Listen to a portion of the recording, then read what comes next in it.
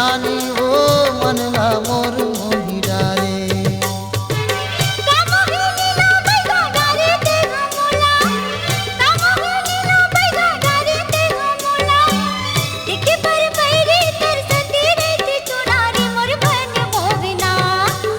रही रही तोर सुरता थी ई राजा मोर मल्ला मोर मोही डाले। रही रही तोर सुरता वई ई राजा मोर मल्ला मोर मोही डाले।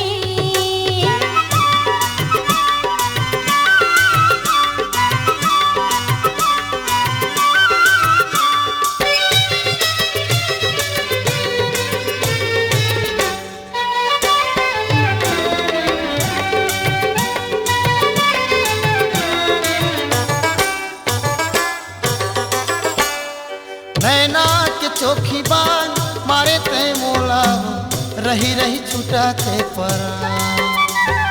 एको घड़ी में नहीं देखी पाऊं तो लागा निकले कस लागे मोरी जान। तोर सुरता के सुतरी माँ दिन भर बुलायो। तोरी सपनों के सुरते माने पानी नहीं खाए। तोर सुरता के सुतरी माँ दिन भर बुलायो। तोरी सपनों के सुरते माने पानी नहीं खाओ। मोरे अंतस के मैना यो पड़की परे नारे फूल कहना। रही रही तोरी सुरता थी ई राजा मोर मल्ला मोर मोही डाली। रही रही तोर सुनता आए ए रानी मोर मनला मोर मोही डारे।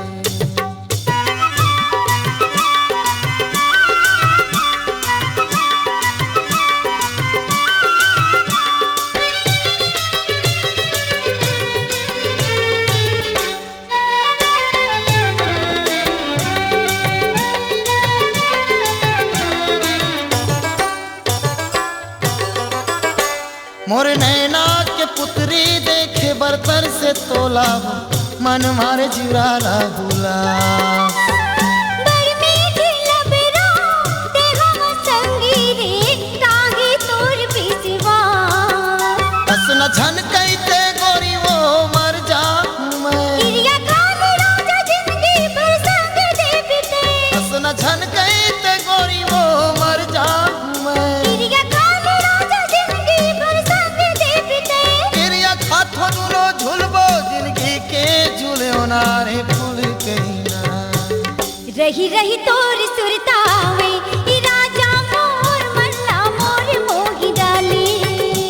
रही रही तोर सुरता आए ए रानी ओ मनला मोर मोही डारे। कामोगे नीला बैगा डारे तेगा मोला।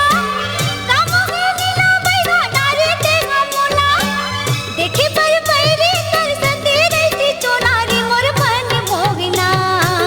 रही रही तोर सुरता आए ए रानी मोर मनला मोर मोही डारे।